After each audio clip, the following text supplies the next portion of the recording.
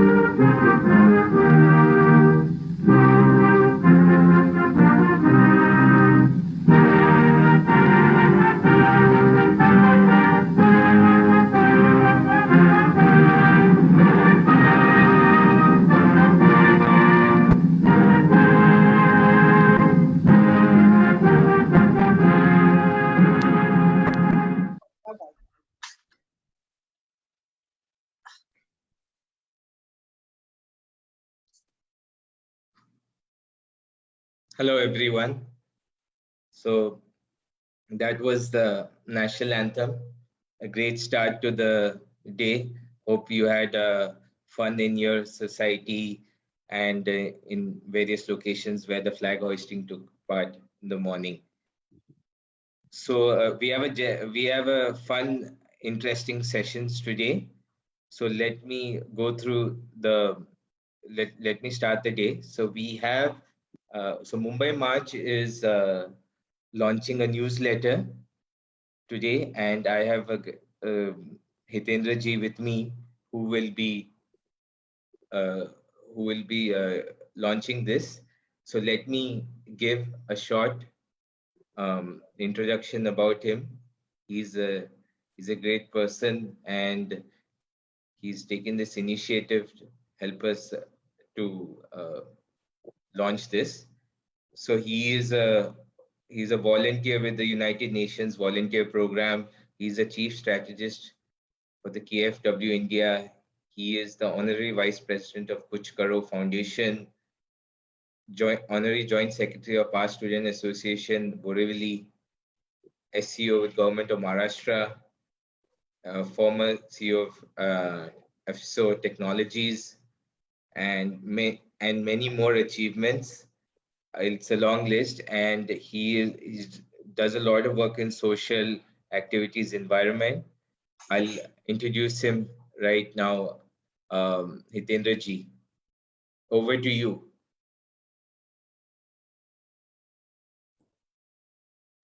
Good to go? Yeah, you can start your video. Just a sec. Hello, everyone. Yes. That was a long introduction of mine. The short introduction is I am a Mumbai marcher. Good morning, everybody. Wish you all a very happy Independence Day. 15th August 2021 is special for two reasons. First reason being, India is celebrating 75th Independence Day.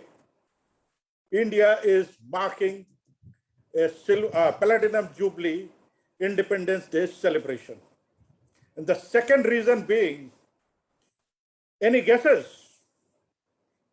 I'll make it easier for you. The second reason why 15th August 2021 is special, it is because Mumbai March is launching a historic bi-weekly newsletter. Is that exciting? Wow, awesome. Wow, absolutely, yes. Now let me give you a brief background behind the creation of this newsletter. Well, during the past 17 months, India has been severely impacted by COVID pandemic. There had been lockdowns, restrictions on the movement, and the gatherings were banned. This was severely impacting the movement of Mumbai March. Mumbai March was losing the visibility index. As you all know, Mumbai March is a public movement. And the characteristics of a public movement is a lot of people hit the road. They walk a mile, they spread awareness, they interact with the ground realities. There are banners, there are posters, there are slogans, there are speeches, and all this activity is captured by newspaper. It is also uploaded on various social media platforms. It gives a lot of visibility. And what does this visibility do? Visibility creates a pressure on the concerned department to act upon the causes which Mumbai March has taken up.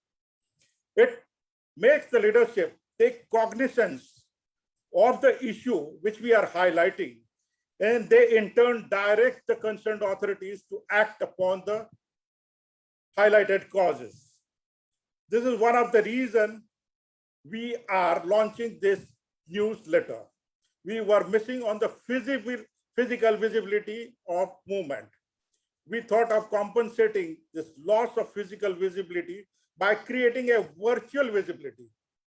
Hence, we thought of creating a newsletter which will create a virtual visibility. Now, let me tell you something more about this. While making this newsletter, I had depicted Gopalji's photo on the front cover of newsletter. Gopalji was of the opinion that this is a public movement, hence there should not be any photo. I had to convince him that since this is a public movement, it cannot be headless. We convinced him, and very, hesitatingly, he agreed upon it, and we have put his photo with a caption that he is the founder of Mumbai March, and we are all supporting Mumbai March, Mumbaikas. This is the greatness of Gopalji. I would like to salute on that. And the second greatness which I would like to recount is, I had insisted Gopalji to unveil this historic newsletter. But again, as humble he is, he said, no, the originator of the idea should be doing the honors of unveiling this newsletter. So again, a big salute to Gopalji. We have got the right leader with us, and we will go very far.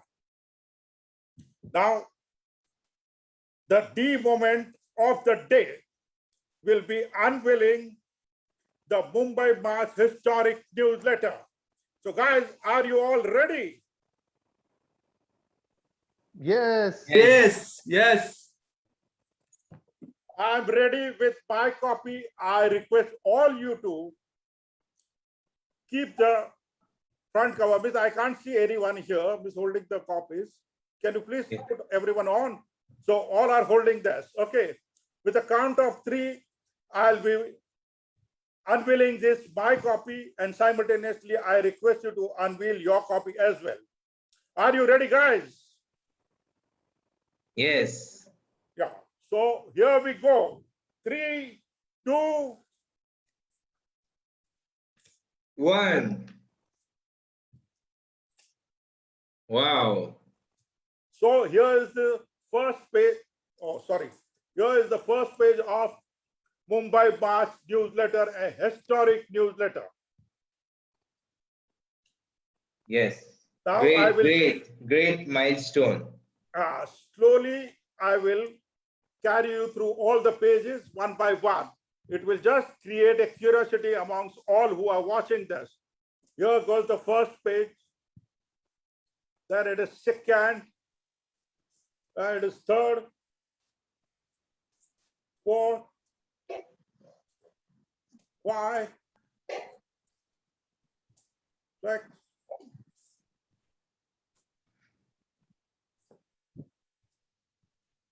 Wow, so many pages. so many pages, and here are the beautiful with pictures of all the movements and all that. Here are the pictures of the sponsors, supporters. Thank you very much, all the supporters. Here are the sponsors. Again, a big thank you to all of them. And this is the advertisement page. Again, big thank you to the advertisers. I will give you a brief background. Again, little bit. This will be a bi-weekly newsletter. It will be in a soft version. It will be uploaded on various social media platforms and the official website of Mumbai March. We are expecting to create visibility out of this newsletter. I request all the Mumbai Marchers to circulate this again on their timeline. This will create a multiplier effect. And this multiplier effect will help us to gain more volunteers, which will strengthen the broad base of Mumbai March. This is the another concept behind it. So I hope that everyone would be circulating again and creating a multiplier effect in this. I thank Gopalji for giving me this opportunity to unveil this historic newsletter. I also thank all the creative team members, Gopalji, Avinashji, Santaji, Rajji, Adityaji, Punitji, for chipping in and putting this newsletter in place.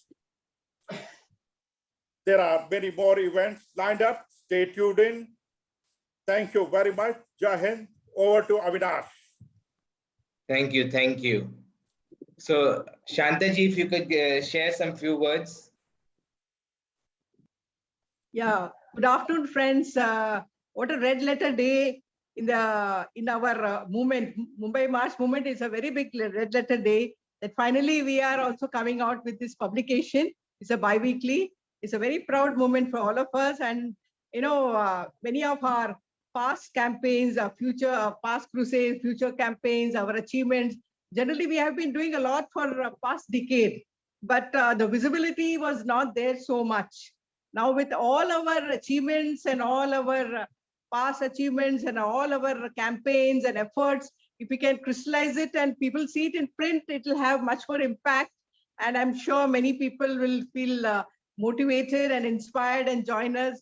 As it is, our movement has caused a lot of inspiration. Many new groups have formed. They said we have taken a lot of inspiration from Mumbai March for the amount of work that you all have been doing for the past decade. But for the past 6 years, the River March movement has gained a lot of visibility in the media and in the social media also. So it's a very big event, and I'm very happy to be part of the team. And I would like to do my bit and contribute, as always, till the very end. Thank you very much for this opportunity, and a fantastic team that we have, each one as brilliant as the other. And Hitendra ji, he's like the Arjuna of the team. The concept, the designing of the logo, and the crystallization of all this, thanks to Hitendra ji. You have done a fantastic job. And of course, Gopal ji, we are all here because of him. If it wasn't for him, none of us would have been here. So thanks a lot to Gopal ji, Hitendra ji, Avinash, Pushparaj, Aditya, and each and every person, Puneet, who all have contributed, and that this day has come that we are seeing such a beautiful publication. And I'm sure we'll all contribute a lot of inputs for this to make it much more success. And each of us will share it in our social media so that it reaches more and more people. Thank you very much. Thank you. Thank you. Thank you, everyone. So that was the first part of our day. So we launched the newsletter. And thank you, Hitendra ji. Thank you, Shanta ji. Yeah, so the first part is done now. We had a great session. So all of this will be available on social media from today onwards. Please take a look, share it with your friends, and let us know more. It's a long journey, so we're trying to keep it short and sweet in this newsletter. We have a lot of stories to share. So keep posted on social media. Seeing this every 2 weeks. Yes. So now I will, so we have the next session. So Shanta ji and everyone, if you can drop off and watch it on Facebook Live. So now on the Zoom, we'll have our first panel discussion. And yes, so we will be having, just a sec. People are joining.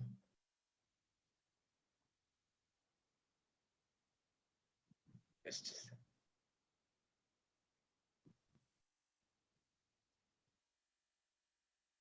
Yes, so over to you, Pushparaj. So we had a great first session, first launch. Now it's over to you. If you can start your camera.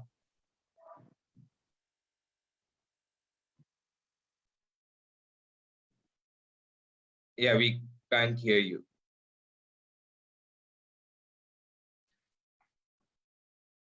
Am I audible, Avinash? Yes, you are.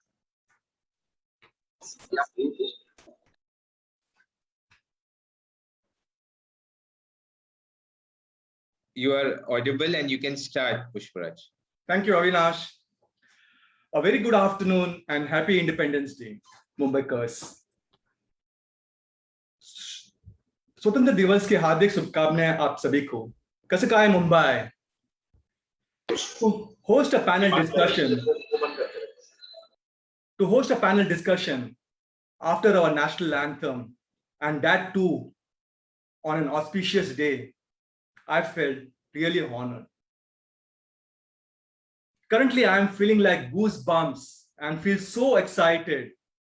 And I guess it's the same feeling where 1.3 billion Indians felt when our national anthem was being played at the Tokyo Olympics arena, when Neeraj Chopra bagged gold medal in javelin throw. He, along with 6 other medalists, made us so proud. Heartiest congratulations to each one of them from our Mumbai March team. Do you all want to see Mumbai hosting Olympics 2036? Yes, we are striving for it. I, Pushparaj Shetty, am a Mumbai Marcher who believe in this people's movement to make Mumbai a better city in all aspects. Professionally, I am the director of a private limited company which provides software and other IT solutions. If you have seen our Mumbai March logo, which is right behind me, it has some significance. And we have a mission. It depicts the missions of our movement. The green ring, which depicts River March, which focuses on the environment. The yellow ring, it is Road March, which will focus on giving better infrastructure to our Mumbai city. The black ring, it depicts Zero Slum, which will focus on aiming slum-free Mumbai. The red ring is the economy aspect, where we are trying for better economy of Mumbai city. That is our Ashoka Chakra. This ring, Ashoka Chakra, it will bind us for all these missions and will keep us moving like a chakra. So this panel discussion will be on the economy aspect of Mumbai, in which hospitality industry plays a very major role. Our hospitality industry is deemed as the 4th pillar of our Indian economy, as it accounts for 10% of GDP and supports 90 million jobs. It includes hotels, tourism, restaurants, and bars. It is the pulse of Mumbai. Be it a 15 rupees vada pav to a few thousand rupees of 5-star multi-cuisines, this industry fills the belly right from the poor to the rich. But for the last 15 months, this industry has had this own roller coaster rides due to the pandemic, which has affected the right stakeholders and having a ripple effect to other sectors such as farmers, dairy products, food processors, suppliers, logistics and delivery partners. The situation is still grim and unclear. To have a better perspective on ground realities, we have 4 eminent guests from the hospitality industry to give the insight of their journey. How do they cope up with the pandemic, and what they foresee their business in the hospitality industry for future to come. We have amongst us Mr. Gunit Singh Keer of King's International Hotel and Alfredos Group of Dine-Outs. Dr. Satish B. Shetty, who is the Vice President of AHAR, which is Indian Hotel and Restaurant Association. And he is the founder of Daffodils 23 Group of Restaurants. Mr. Romi Chedda, who is the founder of Cosmic Group of Hotels. And Mr. Amit Rastogi, who is the co-founder of the Legacy Kitchen. I welcome all of you for taking out your time from your busy schedule. Our first guest, Mr. Singh, Mr. Gunit Singh, he's a 3rd generation entrepreneur in his family business. The well-known King's International Hotel and Alfredo's all-day dine-outs are located in Juhu, Andheri, and Malad. His family is into this business since 1974, and Gunitji himself got into the family business a decade back. Welcome, Gunitji. Gunitji, if I am not wrong, you have pursued a degree in product design from Raffles University in Singapore. Yes, I have. Yes. So what made you, join your family business? Like I told you earlier, that the family business was a great part of me growing up. I've grown into this business. I've seen my father, my grandfather run the hotel, run the restaurant business, and it has always been an undying passion of mine to continue doing what they have done. Okay, so I guess the last 15 months, even though it's a family business for you, right? It started from 1974, yes. But even then, 15 months would have been really tough for you and your family. Yes, it has been very tough.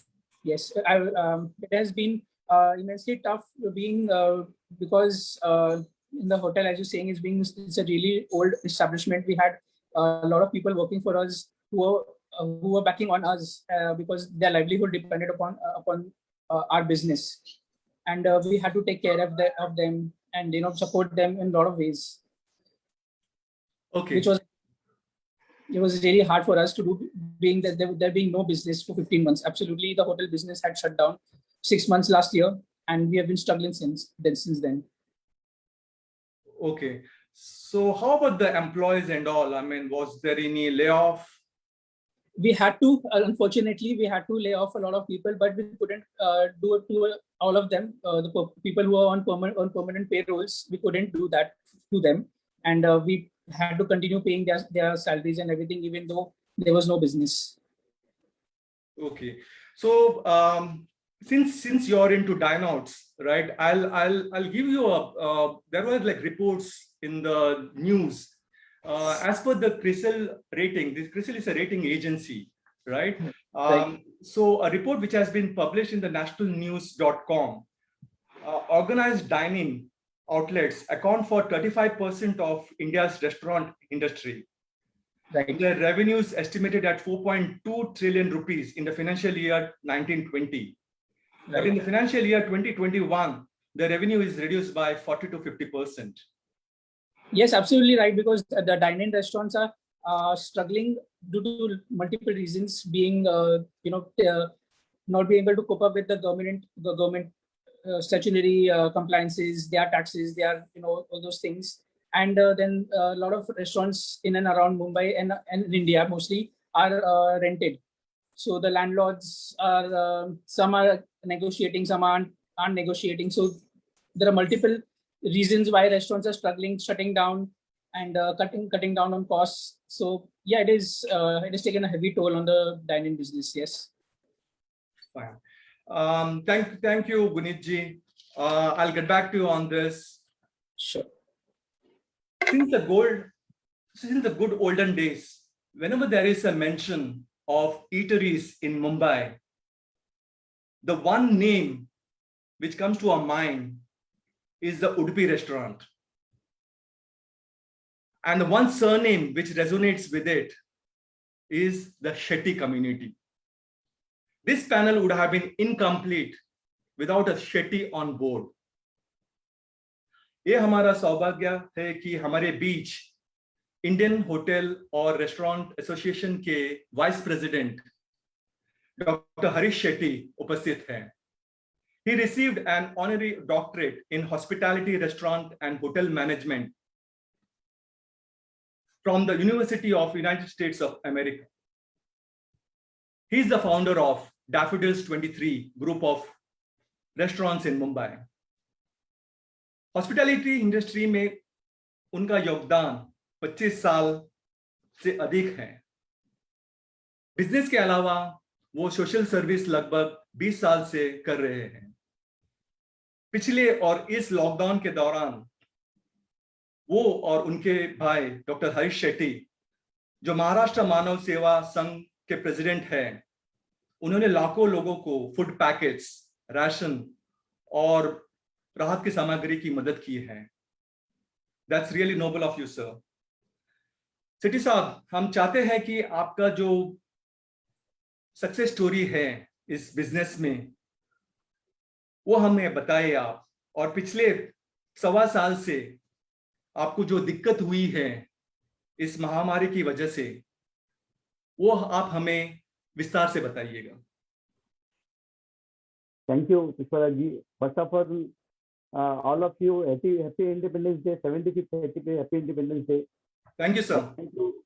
I thank you, Mumbai March. On this auspicious day, you're calling me on this board. I wish all the best on your all mission, which is going to be completed in some years. Thank you, Pushparaj Shetty and all your team members. Okay, sir. अभी फिलहाल जो आपका जो experience हुआ है, like आपने बोला है कि इवन दो लॉकडाउन था आप लोग ने मदद की है, राइट? तो वो उसके बारे में आप जरा बताएंगे जरा. ये पिछले जब लॉकडाउन शुरू हो गया अप्रैल से, जब मार्च 22 तारीख से लॉकडाउन शुरू हो गया, जैसे लॉकडाउन क्या घोषित हुआ, जो सरकार ने तो सब कुछ बंद कर दिया था. लोगों को इन्हें रेस्टोरेंट से लेके कैंटीन लेके सब दुकान लेके सब कुछ बंद था. तो ऐसे समय में लोगों को कुछ खाने का तकलीफ था, सब प्रॉब्लम था. हम सब एक होटेलियर सब यूनाइट हो गए. आहार ने कॉल लिया, अपना आहार एक 10 जोन में बटा हुआ है मुंबई में. जोन 1, 2, 3, 4 ऐसा 10 जोन में बटा हुआ है. तो उसमें हमारे प्रेसिडेंट साहब ने कॉल लिया कि अपने को लोगों को मदद पहुंचाना है, उनका जो ये खाना बना के उनका रेस्टिंग को लेके सब तरह से हमको करना है. तो यहाँ पे एक जोन 10 में जहाँ पे हमारे खासदार गोपाल शेट्टी साहब, उनके मार्गदर्शन में हमने एक तो यहाँ पे वेस्ट स्टेट में यरमल हरीश शेट्टी जी है, हमारे रविंद्र शेट्टी जी है, मुंडप्पा पय्याडी जी है, ऐसा सब लोगों ने मिलके एक तो तय किया कि हम लोगों को खाना बना के मुहैया करेंगे, लोगों को पहुँचाएंगे, फूड पैकेट बना के ये करेंगे. चाहे बीएमसी वाले हो, पुलिस वाले हो या आम जनता हो, जिनको जरूरत है हम सब उनको पहुँचाएंगे. तो हमने शुरुआत के दिनों में हजारों में शुरुआत की, बाद में पहुँचते कई लाखों में पहुँच गए हम लोग. उसके बाद हमको समझ में आया कि कुछ लोगों को जो middle class, lower middle class people है, जो खुल के बोल नहीं सकते कि हमको तकलीफ क्या है, हमने ऐसे लोगों को फाइंड आउट किया. वैसे लोगों को हमने सब रेस्टिंग का किट बनाकर ये बनाकर हमने लोगों तक पहुँचाया. जहाँ तक हम पहुँचने की कोशिश की, कंटिन्यू उस दरमियान वो लॉकडाउन शुरू होने से ओपनिंग तक हमने कंटिन्यू ये काम करते रहे. हमने कभी सोचा भी नहीं था कि इतना वक्त हमको लगेगा ये पेंडेमिक को लेके. हमने स्टार्टिंग के समय में ये सोचा था ये 15 दिन महीने में सब खत्म हो जाएगा, लेकिन ये बहुत लंबा समय चला, जिसको लेके जो इंडस्ट्री सफर हुआ उसके बाद वो आज तक उसका वो उबर नहीं पाया है। उससे उबर नहीं पाया, उसके बाद ये सेकेंड लॉकडाउन, ये सेकेंड लॉकडाउन को तो लेकर तो बिल्कुल भयानक परिस्थिति हो गया। ऐसे में भी हमारा इंडस्ट्री ने, हमने हर तरह से कोशिश की कि हम सरकार के साथ खड़ा रह के जो हम लोगों को मदद पहुंचाना चाहिए पहुंचाने की कोशिश करेंगे। लेकिन ऐसा समय ऐसे आ गया है साहब, अभी तो हम होटेलियर का ही खुद का तकलीफ होने लग गया है। सरकार ने ये निर्णय लेने में काफी देर कर दी, मैं तो समझता हूँ। इस वजह से काफी हमको तकलीफ हुआ है, हमारे एम्प्लॉयमेंट को लेकर तकलीफ हुआ है। आपने बहुत सही से आपने इसका इन्वेस्टिगेशन किया है।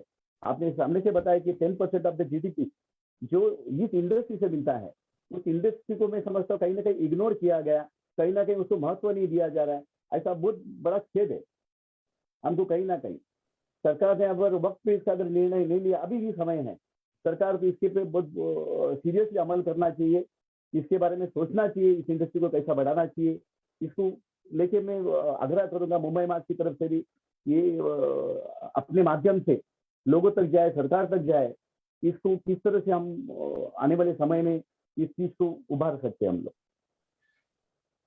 सिटी साहब, अपना जो आपके जो एम्प्लॉयज थे, राइट, जो जो सुनने में आया है कि होटल इंडस्ट्री के जो एम्प्लॉयज जब भी लॉकडाउन हुआ वो अपने अपने गांव चले गए, राइट, फिर लॉकडाउन के बाद वापस आए, राइट, फिर वापस लॉकडाउन हुआ, तो ये आपने कैसे उसको मैनेज किया है? साहब, ये एक ऐसा इंडस्ट्री है जिसमें लार्ज स्केल में यानी अनस्किल्ड वर्कर्स जो होते हैं वो लार्ज स्केल में ये इंडस्ट्री में होते हैं, स्किल्ड होते हैं अपनी जगह पे, प्लस लार्ज स्केल इंडस्ट्री एक ऐसा इंडस्ट्री है जिसमें रोटी कपड़ा और मकान के साथ अगर किसी को नौकरी देता है तो ये इंडस्ट्री है, जिनको हमने घर के साथ सबको रहने को दिया, सब कुछ हुआ। लेकिन परिस्थिति ऐसा हुआ, मैंने आपको बताया कि जब परिस्थिति बहुत विकट होती जा रही है, पेंडेमिक का समय या लॉकडाउन का समय लंबा होता चला गया, तो लोगों में डर का माहौल पैदा हुआ। लोग डर की वजह से सब भागने लग गए। हमने फिर भी हमारे जितने लोगों को हो सके रोकने की कोशिश की, हमको कहीं उनको कमी पड़ने नहीं दिया। खाने पीने की व्यवस्था से लेके उनका जो भी खर्चा पानी का व्यवस्था का हमने करने का कोशिश की। लेकिन लोगों में डर पैदा हुआ और लोग चले गए। चले जाने के बाद वापिस उनको बुलाया गया, जब ये शुरुआत हुआ बुलाया गया। बुलाने के बाद फिर ये लॉकडाउन होने के कारण अभी बहुत से लोग जो चले गए, अभी तो या तो उधर ही स्थायी हो रहे हैं या तो उनका एक डर है मन में कि पता नहीं अभी वापस कभी लॉकडाउन होगा, कभी क्या होगा। ऐसा सब एक डर का माहौल बना हुआ है। तो अभी ऐसे परिस्थिति में सरकार को एक ठोस निर्णय लेना चाहिए, एक कॉन्क्रीट डिसीजन लेके अभी आगे बढ़ना होगा, जहाँ पे पक्ष विपक्ष मिलके, यानी सत्ता का पॉलिटिक्स को साइड में रख के सब लोग ने मिलकर अभी आने वाले समय में ये कैसा इसको ये किया जा सकता है।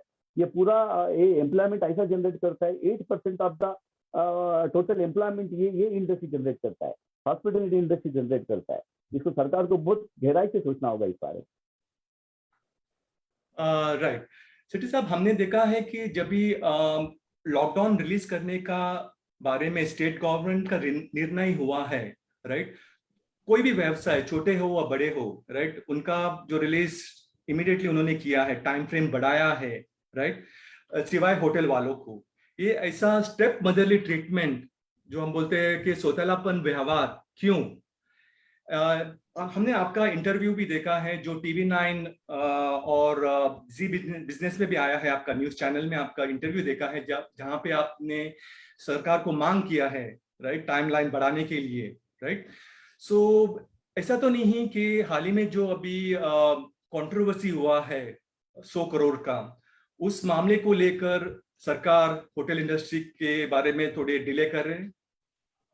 क्या बात है, बहुत बड़ा क्वेश्चन पूछा पुष्पराज जी आपने। ये तो ऐसा समय आ गया है कि हर कोई हमको ये क्वेश्चन कर रहा है, क्योंकि आप लोग का इतना लंबा लॉकडाउन क्यों, ये सब अगर खुल जाता है तो आपका क्यों, ये क्वेश्चन मुझे हमारे कस्टमर से, हमारे जो दोस्त है, हमारे जानने वाले लोग हैं, आम कोई भी पूछता है। सरकार का ऐसा तो कुछ नहीं है ना कि 100 करोड़ को लेके ये हो रहा है। बहुत बड़ा क्वेश्चन पूछा साहब आपने। ये सरकार को बहुत इसके बारे में सीरियसली सोचना होगा आगे, क्योंकि हर कोई ये क्वेश्चन पूछ रहा है। ये 100 करोड़ को लेके साहब मैं क्लियर करना चाहता हूँ, उस 100 करोड़ को लेके हमारा इंडस्ट्री, जैसे हमारा रेस्टोरेंट है, हमारा परमिट रूम होल्डर है, या स्मॉल स्केल हमारे जो रेस्टोरेंट वाले हैं, इनको कोई लेना देना नहीं है साहब ये 100 करोड़ से। ये 100 करोड़ का मामला कहाँ से शुरू हो गया, ये किसने कैसा किया, या कौन लोग है जो 100 करोड़ का जिससे मांग किया गया है, ये तो हमसे बिल्कुल परे है। ये कुछ कुछ लेडीज बार को लेके चंद लोग होंगे जिनको लेके कुछ मामला चला, जिसकी वजह से आज मैं तो सभी नहीं बोलता हूँ, उन लोग भी कुछ हमारे मेंबर थे, परफॉर्मेंस बारे में वाले भी अपने मेंबर, उनका भी बहुत बड़ा तकलीफ है, लेकिन उनमें से कुछ चंद लोग हैं जिनकी वजह से ये बात इस तरह फैला गया। हमको तो 1 रुपए का लेना देना नहीं है इसमें। हम हमारे इससे ऊपर नहीं आते, हम कहाँ से ये सब करप्शन करने को बैठेंगे। लेकिन इस बात को लेके सही में एक मन में भाई हमारी तो नहीं था, मन में भावना आने लग गया है लोगों का सुनकर। सरकार का क्या ये था, जब हमने शुरुआत के समय में जब ये वापिस लॉकडाउन हटाने के बारे में हम सम्मानीय शरद पवार साहब को हम मिले थे, उनको हमने रिक्वेस्ट किया कि साहब हमको ये शुरू करने दो। उन्होंने हमारा बात को सुना। ये जून 28 का बात है साहब। उस वक्त शरद पवार साहब ने सीएम साहब से बात करके, मैं आपको बताता हूँ करके कहा उन्होंने। उसके बाद पवार साहब का मैसेज आया, पवार साहब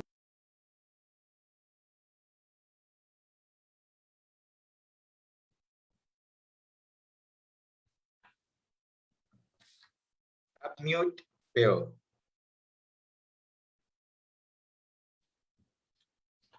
Just give a couple of minutes. So Yeah.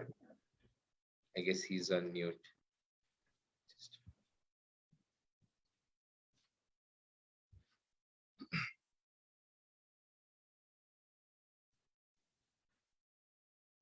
Or we can go to the next person if he comes back.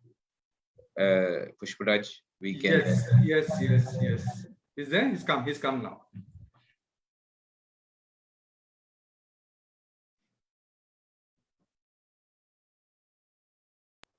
Yes. आ रहा है, आवाज आ रहा है ना? अभी आ रहा है। यस सर बोलिए। अच्छा, जो सम्मानीय शरद पवार जी के मिलने के बाद हमने सम्मानीय मुख्यमंत्री साहब, हमारे कैबिनेट मंत्री असलम शेख साहब, इनसे सबसे कांग्रेस के कई नेता, राष्ट्रवादी के कई नेता, सबको मिलना पड़ा हमको। यानी जो हम जूझे सबको मिल के बार रिक्वेस्ट कर रहे ओपन करने दो। बहुत तकलीफ हुआ साहब ये सब चीजों को देख के, है ना, ये किस तरह का हमारे साथ न्याय है, ये क्या हो रहा है, ये जिस चीज को लेके हम हमारे मेंबर, हमारे होटलियर इतने परेशान थे, इतनी तरह से ये थे कि क्या करने का। लोगों से आज सब हमारे एम्प्लॉयज को गांव से बुला लिया, एक उनके खर्चे चालू है, लोगों का रेंट चालू है, लोगों का सब, ये सब तकलीफ में सरकार ने जो प्रॉम्प्टली ये करना चाहिए था, बहुत डिले हुआ उसमें करने में, जो भी चीज निर्णय लेने में, तो इसका बहुत बड़ा भुगतान करना पड़ा है हमको। और ये जो क्वेश्चन आना का आपने जो क्वेश्चन पूछा, ये बहुत बड़ा क्वेश्चन है। ये सरकार को इसको बहुत डिले, इसके बारे में बहुत सीरियसली सोचना चाहिए। अभी इसको इस तरह से टॉप अप करना चाहिए आने वाले समय में, इस इंडस्ट्री को ज्यादा से ज्यादा सहूलियत देकर, ज्यादा से ज्यादा फैसिलिटी देकर, टाइमिंग को बढ़ाकर उसको ये लोगों का मन से वाइप आउट करना चाहिए। ऐसा मैं आपके माध्यम से बताना चाहूंगा।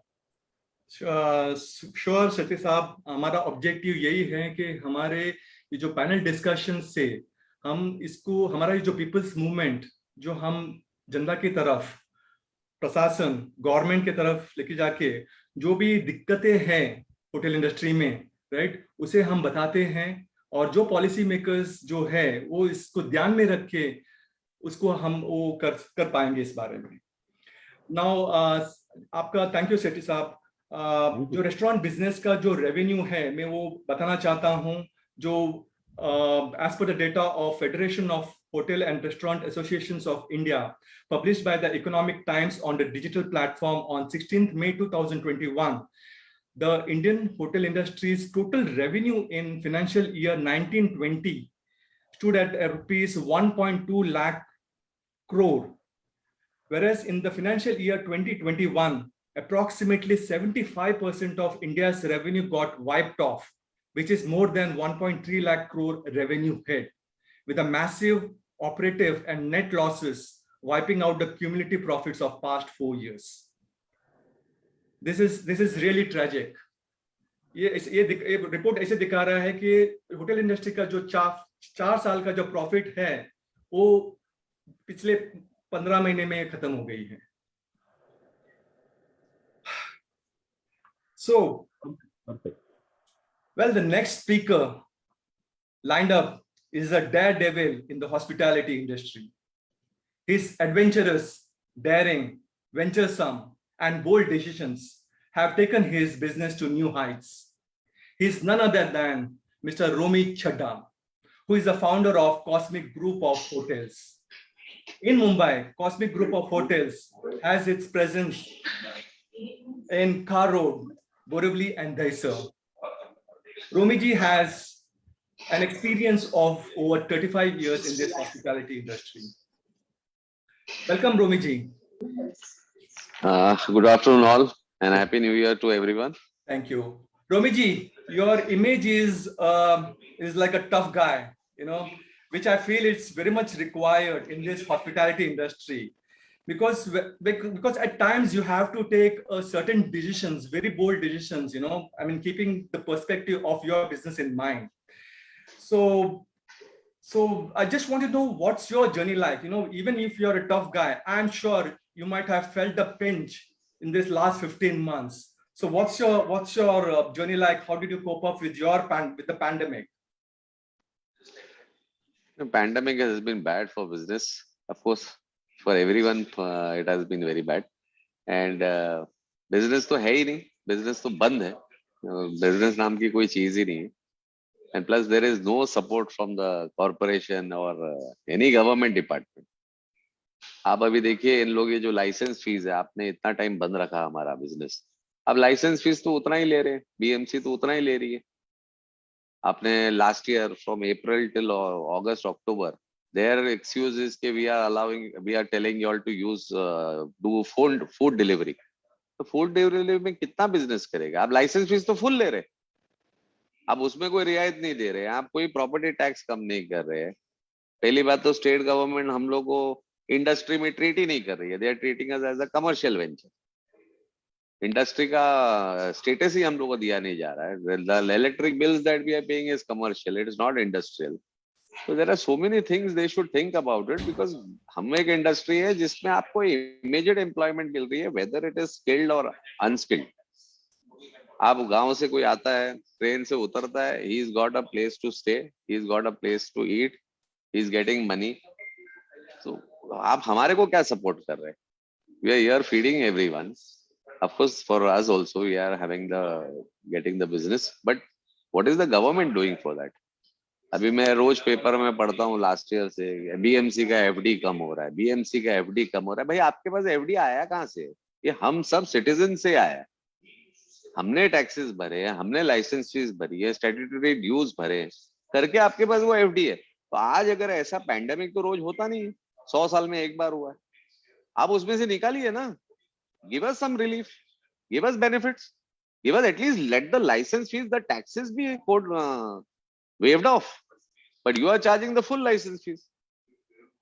There is no support at all. Correct. I mean, that's what the government has. It has done a relief package for everyone except for the hospitality industry. Except for hospitality. Yes, except for hospitality industry. So what's your demand from the central government or the state government or the municipal authorities? Sir, we should be allowed to operate. Simple. We are willing to follow the SOPs and whatever is the guidelines laid down for the pandemic and COVID-19. We also don't want the customers or our staff or ourselves to be infected by the disease. But at least let us work in the guidelines. आप पहले 4 बजे तक चालू करते हो, तो 4 बजे आदमी those who are having bars, अब वो ड्रिंक करने आएगा या अपने काम पे जाएगा? फिर आप 8 बजे तक रखते हो, फिर आप 10 बजे करते हो. कोरोना उसके बाद ही फैल रहा है क्या? उसके पहले नहीं फैलता है?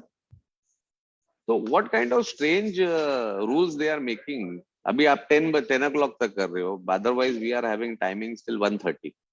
So 10 o'clock you are telling us to shut the restaurant, 9 o'clock you take the last order. What difference is it going to make? That is what is the logic is not being understood. That 2 hours or 3 hours where the people who will work, they will close their business, factory, shop, whatever, and they will go out with their family, friends to have a meal or drink or whatever. So वो 3 घंटे में क्या हो जाएगा? Exactly.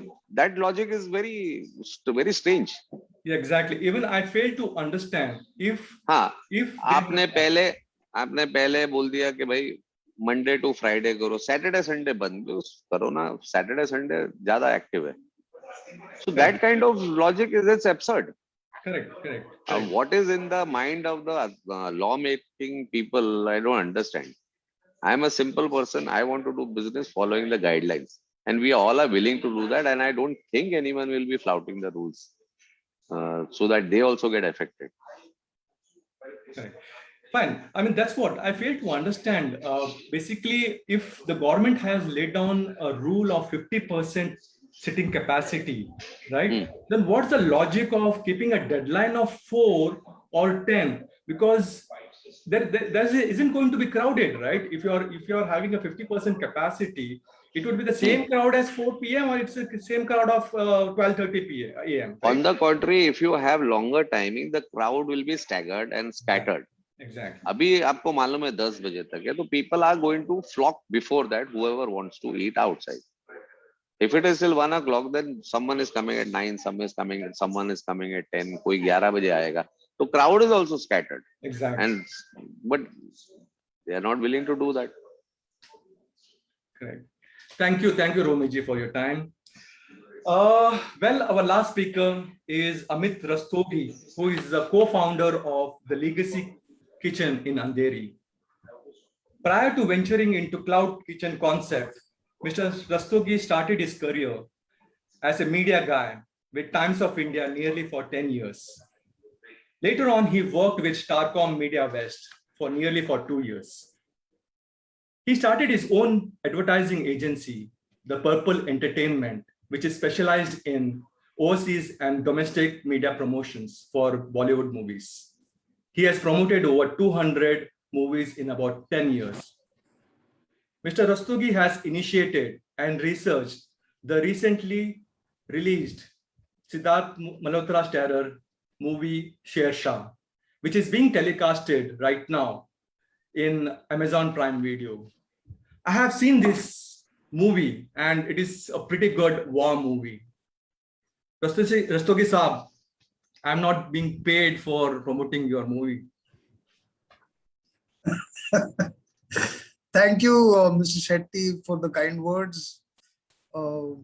My profile isn't as good as it sounds when he says it. Hello, everyone, and wish everyone a very happy Independence Day. Thank you, sir. Rastogi Saab, I guess you have ventured this legacy kitchen of yours, the cloud kitchen concept, in the year 2020, which is in Jan 2020, correct? Yeah, And so ours is a classic, ours is a classic case of a COVID ambush on a startup. So we got ambushed by COVID the moment we started up, and here we are, a year and a half down. So was it like a bad business decision for you? Well, on hindsight, things turn out to be good or bad, but we didn't know that COVID is going to hit us when we started. So we ventured into the food business in the January of 2020. We just had a couple of months free run where we did decent business, and then we were hit by COVID.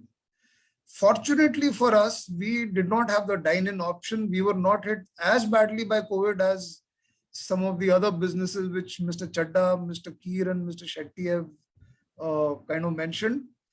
Cloud kitchens were hit, but not as badly as the dine-ins. So yes, we've been struggling the last year and a half or so, still struggling, but we'll make it through. Fine. Now, as per the reports, it has been observed, like after the first lockdown, there has been, around 40% of restaurants being closed down, right? But eventually the restaurant owners, right, they entered into an agreement with the landlords, right, with the new clause, right?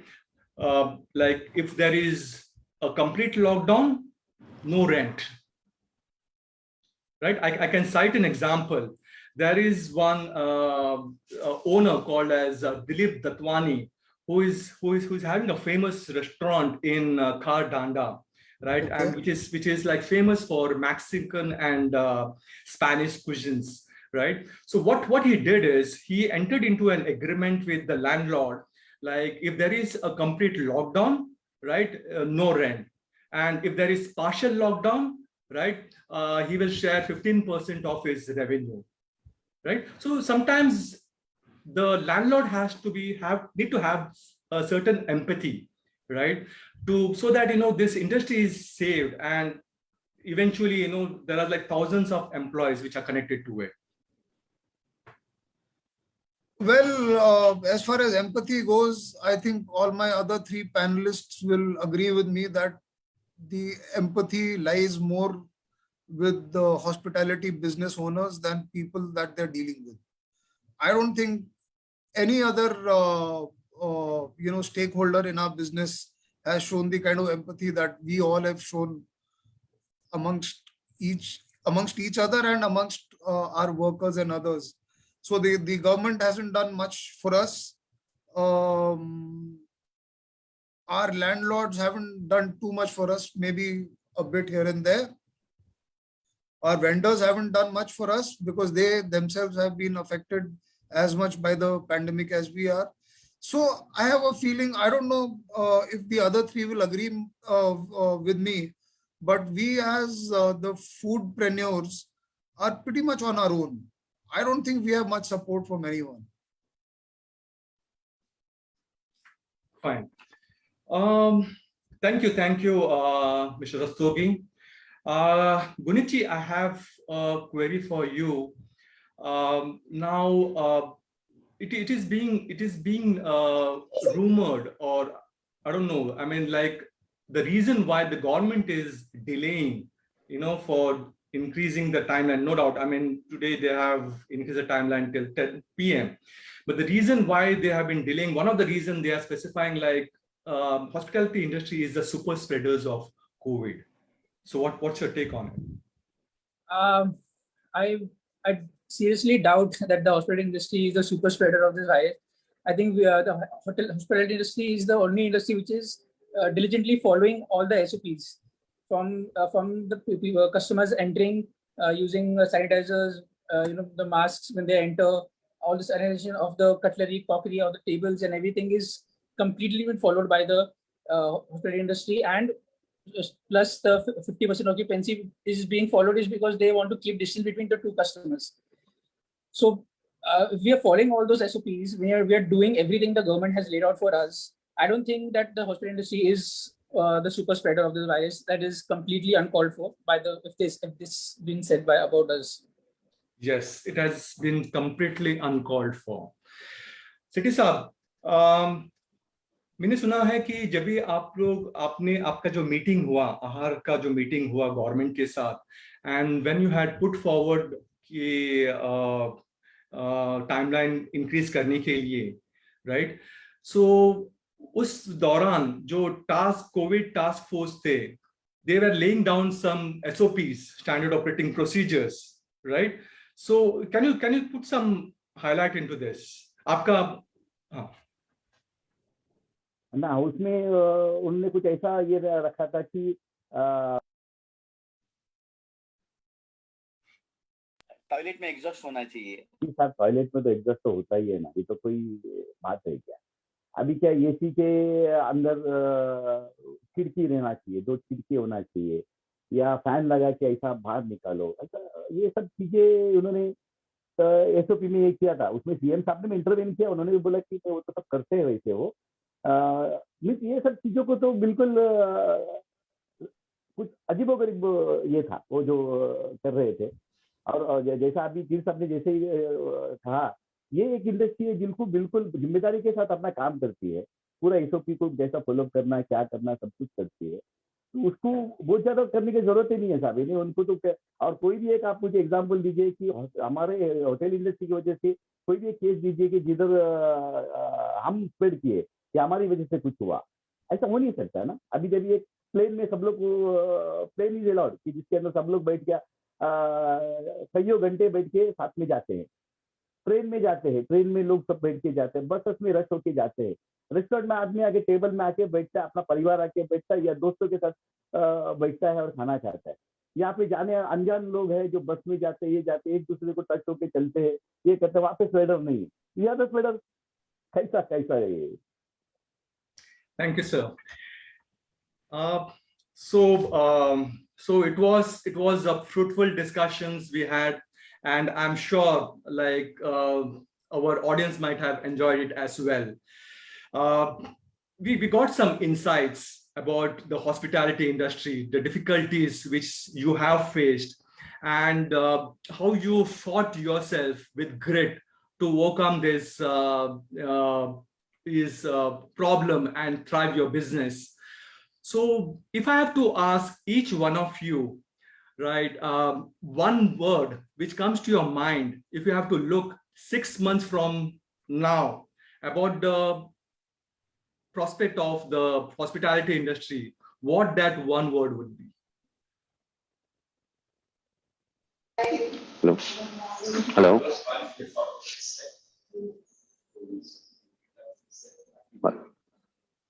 Yes. Hello. Yes. See, I could not hear properly. Yeah, I'll put up again, sir. If suppose if you have to choose one word, right, which will come to your mind, and if you have to look into like 6 months from now about the status of hospitality industry, right, what would that one word would be? It can't be in one word. If this is the current situation, then 70% of the hotels will be closed. Okay. We won't be able to survive only. Survival is the word I would say. Survival is the key. How can you survive in this kind of an atmosphere being created? It's not conducive to business. There is no support. There has got to be some support from the government, because ultimately it is their job to take care of us also. True. How about you, Mr. Shetty? आपको क्या लगता है? अभी इतना ही बोल सकते रहिए कामयाब, सरकार साथ करते हैं, जो पिछले 15 महीने से हमने जो भोगा है, आने वाला समय अच्छा जाएगा, यही होप करते हैं। और उम्मीद लगा कि बेटे सरकार जो प्रॉपर्टी टैक्स है, जो हमारे लाइसेंस फीस है, हमारे पानी का बिल माफ करे, इलेक्ट्रिसिटी बिल माफ करे, जिसमें जाके कुछ हमको साथ देगी सरकार, तो हमारे इंडस्ट्री थोड़ा ऊपर आने की कोशिश करेगी, लोगों को रोजगार देगी। हाँ, वही सर सलामत होगा तो पगड़ी हजार। सर सलामत तो पगड़ी हजार। How about you, Mr. Rastogi? I think I agree with everyone. But having said that, I have a feeling that the cloud kitchens will have a still easier time than many other streams of business in the hospitality industry. So I would consider myself particularly a little luckier than others at the moment. At the end, I would just say, like, we are down, but we are not out, right? That's what I love about Mumbai for its resilient nature. In the past, too, Mumbai had its nature of bouncing back across various adversities, right? So Mumbai is known for its iconic statement, the city that never sleeps. और इसे बरकरार रखने में hospitality industry का काफी योगदान है. I'm sure for the last 15 months, this has been a roller coaster ride for all of you. But I'm sure this will not let your spirit down, and you will bounce back and bring back our Mumbai's iconic statement, which is the city never sleeps. I thank once again all of you for taking out time and gracing the occasion. With a positive note, I, Pushparaj Shetty, I'm signing off. Over to you, Avinash. Thank you. Thank Everyone. you. Thank you. Yes, thank you, Guneet. Thank you, Romi. Thank you, Dr. Satish Shetty, Dr. and Amit Rastogi. Thank you for being here today on this milestone, on this auspicious day. And we could discuss these various challenges, and we'll definitely put forward this video to the public, and they will also help spread. And so hopefully the government will improve, and you will have a better hospitality industry in the coming years. and Mumbai will become a better place than that. Thank you. Thank you. So I'll move on to my next session. So thank you. If you guys can sign off. Okay. Yes. Thank you. Yeah.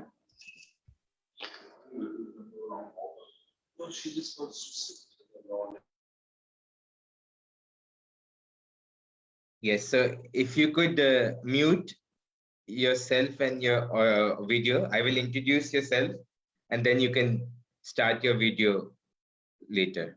So Dr. Anjali, if you, yeah, stop your video. Yeah. Yeah. Disha, if you could stop your video, I will introduce you and then you can join. I'll just. Sorry. Yeah. Just a sec.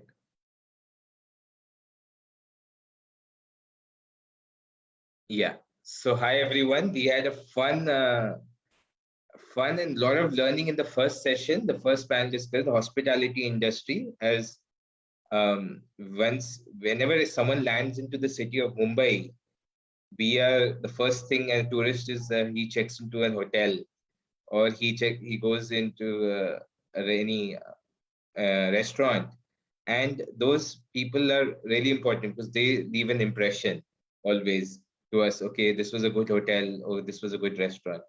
So let's support them. And now I will move on to my next session. It's the interesting session. It's the first time even I'm talking about it.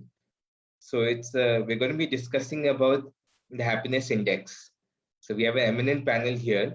So let me give a brief introduction.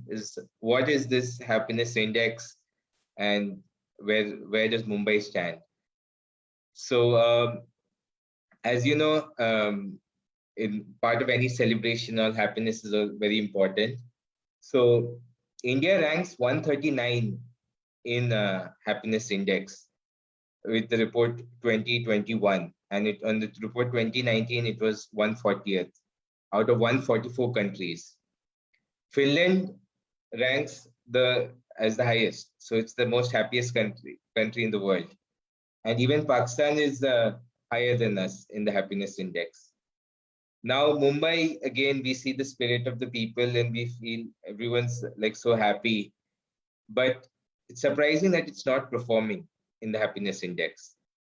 And we all strive every day in our lives that we all want a happy life. So what is the reason, or what could be? We will discuss more in the panel discussion. And surprising that Ahmedabad, Chandigarh, and Ludhiana, these cities are more. The happiness index is higher than Mumbai, though everyone always wants to hop on and get a job in Mumbai and stay here. So the rankings are based on polling, and they have various factors. So let me name few of them. GDP, the gross domestic product per capita, the social support, the health life expectancy at birth, the freedom to make life choices, generosity, perception of corruption, and there are a few other more, the 9 indicators of happiness. Psychological well-being, health, education, time use, cultural diversity, resilience, good governance, community well-being, ecological diversity, and living standards. So, and obviously, the environment, the social rankings are also important. Now, as a Mumbaikar, if you see, as an auto or a taxi guy, he's spending about 14 to 16 hours a day, and he's living off a vada pav and a tea, and about 20 rupees, 15 to 20 rupees his day is going, and he's spending so many. So, and then he's back to the same life every day, whether it's a Sunday, whether it's a Monday. So he's just running around. But are all these conditions being met? Maybe not, maybe, but don't think so, because as the happiness index is low. So now let me introduce our panel, our eminent panel. So I'll introduce all four of them, and then I will ask questions to each of them. So our first panelist is Dr. Anjali Chhabria, a leading psychiatrist and psychotherapist of India, is recognized for her outstanding contribution to the field of mental health, and the founder of Mind Temple. Dr. Chhabria is the first author to write a book on suicide named Death is Not the Answer, which breaks the taboo on discussing the sensitive topic, provides the readers with ways to prevent it. She has been a speaker at several seminars and conferences, both national and international, various topics of mental health, such as suicide, LGBT, maintaining relationships. Thank you. Then we have Primla Hingorani, which known as Google Auntie 72. Known her since many years, always smiling, this star. She is a fitness freak. She walks 2 to 3 kilometers every day, preferably in the rising sun. She enjoys getting involved with social work for social causes, mainly education and extracurricular activities of underprivileged kids. She believes every living being, from an ant to an elephant, has to face problems in their lifespans. So instead of cribbing or blaming anyone to find a solution, keep smiling. She is blessed to have a wonderful health. So let's, thank you for joining, Auntie 72. Now our next speaker is Guria Chadda, founder of All Elements Cafe. She says mental health awareness and knowledge is she's learning a lot in that, and is dear to her. Love being in nature, every flower, fruit, insect is unique, and just observing its divine experience.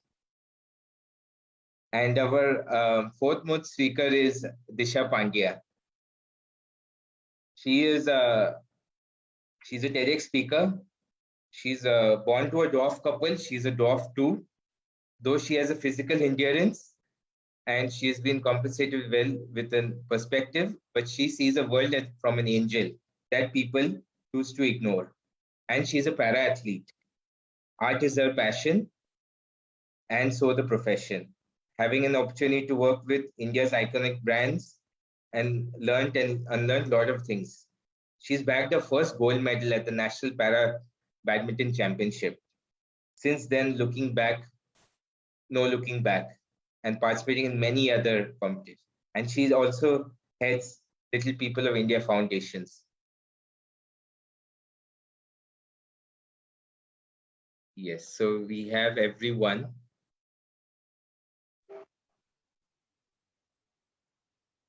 Yes, I can see everyone. So thank you everyone for being here. So my first question is to Auntie 72. Now you're born in the undivided part of India, and from there on you have moved now in Bombay, and you're doing so many things. I see you in the Pinkathon. I see you in River March events. I see you in the beach cleanup. I see you with the slum kid. So if you could tell how you are staying happy, because Mumbaikars need to learn to be happy. Yes. Am I audible? Yes, yes. And the only thing I have in mind is खुशियों का कोई रास्ता नहीं है, खुश रहना ही हमारा रास्ता है. So keeping that in mind, I always try to remain happy and keep smiling, because smile improves my face value. Whenever anybody clicks, I'm always smiling, and clicks comes nice. About my health, I've been blessed, but God helps those who help themselves. So I help myself. I walk, I jog, I aerobics, I dance, I swim just to keep my bones active. And because I'm healthy and my nature allows me to do social work for the social causes, and I love to do it because I feel since God has been so wonderful with me, I should give something back to the society. And I do that right from my young age. Right from my young age, I've been doing this, and helping underprivileged children. Even as a mother of 3 young children, I used to sit on the footpath. I myself being very busy, but I'm connected with Asha Kiran children. I would sit on the footpath, and I feel education is the only way to have India beautiful. Because unless you know what we are talking about and with whom we are talking about, we will never improve. So education of underprivileged children, our children are not underprivileged. They are not very rich also, but they are educated. So I look after under children for their education and extracurricular activities. There's one MAD Foundation. They have opened the hostel for underprivileged children at Palghar. So occasionally, off and on, we go to Palghar, and they have built a hostel for them under the leadership of Professor Haresh Shah, and we look after those young boys. Rajni Foundation is one NGO which is very close to me. They go interiors of Maharashtra to the Adivasi children, and we educate them. So with as long as underprivileged children are concerned, about river march, zero slum, and traffic jams, I am a tiny pot in this tiny drop and the big ocean. But thanks to Gopal Javeri and his team that they have accepted me, and I take keen interest to see that these projects, they are come alive and we have a beautiful Mumbai to live in. So that is all. Anything else you want to ask me? No, thank you. So your list is your list is huge. Lot of things you're doing. That's great. Thank you for enlightening people what you do, and they can also join with you. Thank you so much. Thanks a lot. Yes. So now I will ask my next question is to Guria Chadha. So can you unmute yourself?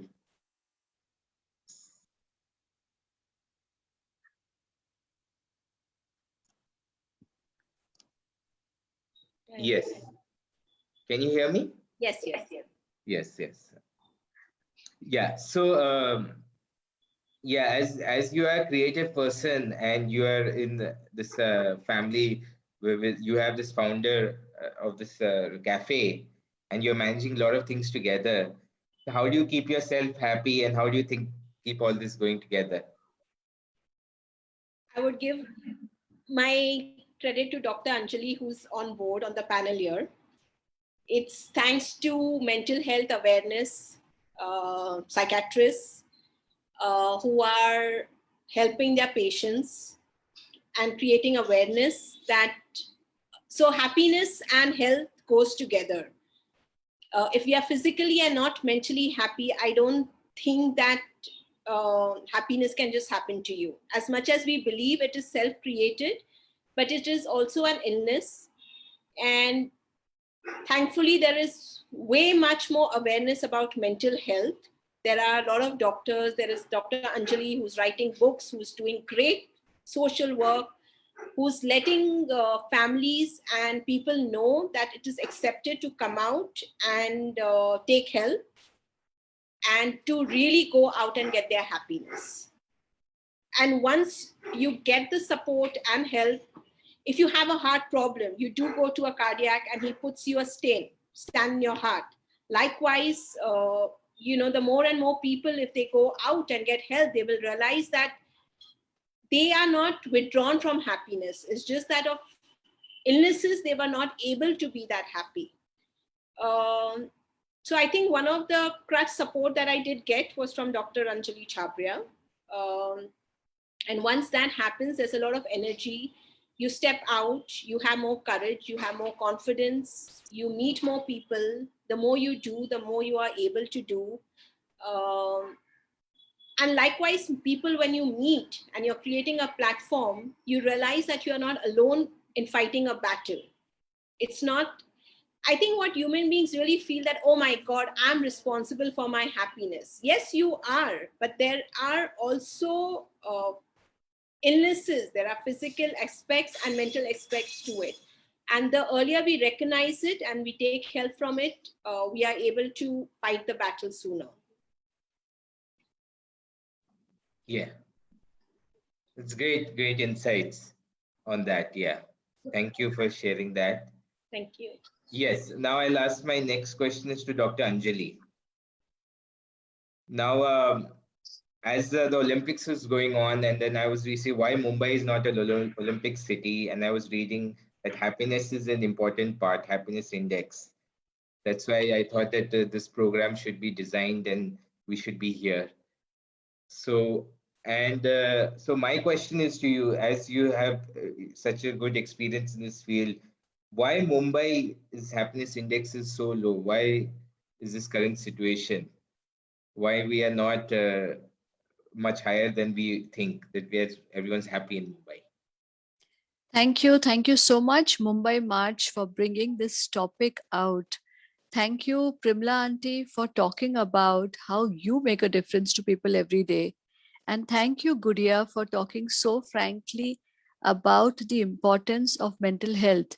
And what you have said is so true, that, you know, sometimes our mental health is not in our hands and we need to bring the awareness, you know. So coming to the mental health of Mumbai, I think Mumbai is, you know, we say that Mumbai is a city that never sleeps.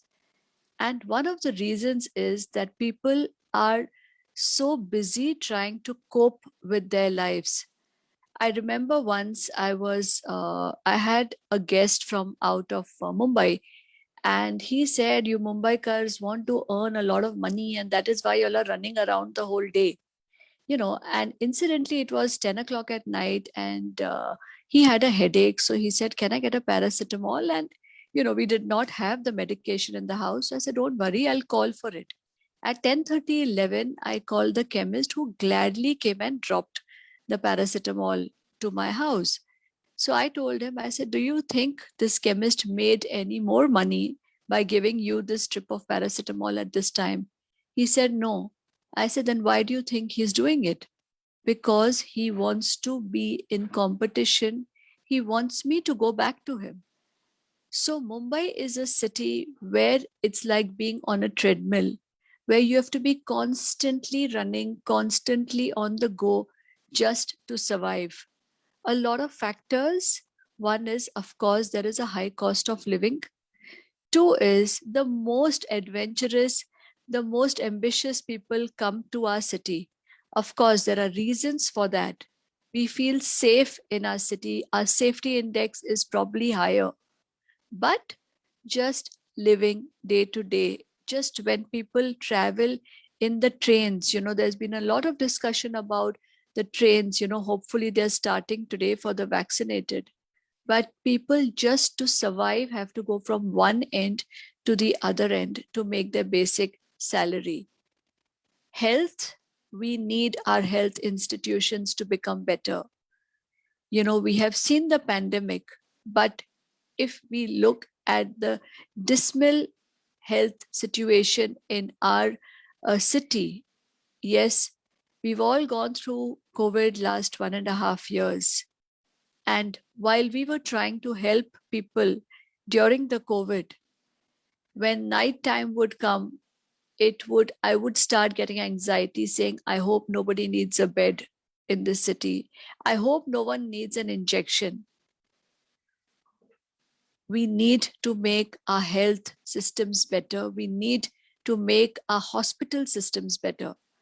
And health is not complete without mental health, as Gudia has so beautifully put. We also need to understand the importance of mental health. So right from spending, the government has to improve health systems. We need to pay attention to the mental health. And when we talk about mental health, you are looking at, and Mumbai is a city where you have skyscrapers and slums in the same vicinity. We must see whether the happiness index of the skyscrapers is better than that of the slums. And let me tell you, it may both be low, because we are in a city of dreams, people also want to be the best. So our teenagers get hooked on to social media, want to look good, want to feel good, and they are struggling. Our senior citizens are struggling because of loneliness. Our young couples are struggling because they do not have privacy. So let's see how together we can work on these simple things. And yes, let's start in schools. let's start rewarding people for happiness. I remember the first prize I ever got in my life was for the happiest baby when I was 2.5 years of age. I don't know why we are not encouraging kids to be happy. Because instead of, I'm not saying ranks are not important. Of course, ranks are important, but happiness is more than that. So let's start small by valuing what we have, and let's start by spending some time devoted to happiness every day in our families. Let's start playing games. Let's start showing gratitude for small things. And as Auntie Primla said, let's start giving, because there is no joy more than giving.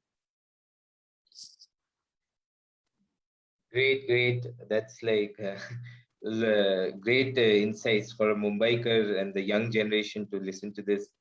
Learned a lot, and that's true. Happiness is most important, and we are never being rewarded nowadays.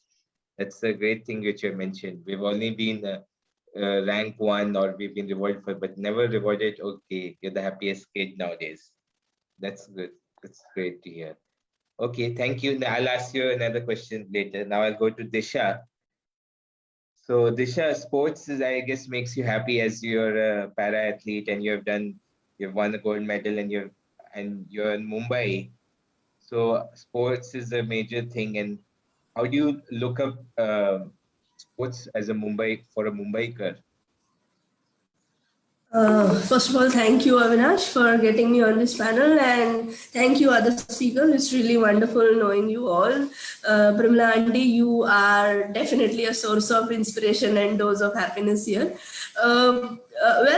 See, I'll tell you, Avinash, it's not just the sports, but there are these two things that I've always followed, and I feel that's where I conquer my happiness or my inner feeling. One is, there's a quote which says, ignorance is a bliss. So while ignorance is also a lack of knowledge and lack of knowing things, but it is also at one side, sometimes not knowing the truth is also good. And in the city like Mumbai, where a lot of truth is being diluted with various versions of it, even the smallest story is being diluted by a media, by a politics, by anybody, even sometimes by your neighbors, by your friends. So whatever comes to you is into a very adulterated form. So I feel people, if generally, if we start ignoring things and start accepting and getting satisfied to the ecosystem that we are in, I think that's where we will start living into a better place. Because in the city like Mumbai, where we are so densely populated, where things are so abruptly growing up in every day-to-day life, the competition is really, really tough. And even in the simplest things like education at junior KG, or in the college days, or finding a job, everything is a part of competition, and every news that comes to you is in the adulterated form. So as an individual, I think my parents taught me as an individual, because I'm a dwarf, and right from my childhood, there I have been a part of mockery, I have been a part of getting bullied and all. And of course, the mental state was so bad that getting depressed was not the choice. I had to overcome it, and to find the overcome, to fight that battle and to overcome that, I thought my passion was, say, art and craft, which I got into my profession as a creative person. And thereafter, so see, once you get a passion as a profession, you still have to find a source of happiness. I read this quote in the morning. It says that happiness is not the station that you arrive at, it's the journey that you bring into your life.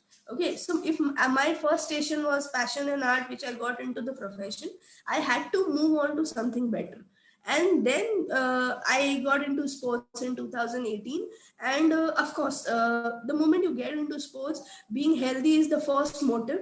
So being healthy, meeting right people, getting your brain actively otherwise than the gossip that is being done around the world, I think that keeps you ongoing. And sports is one thing which teaches you that even if you fail, the participation means a lot. And I think that's what people should look at. participating into good conversation, participating into better life, participating into doing things that are better.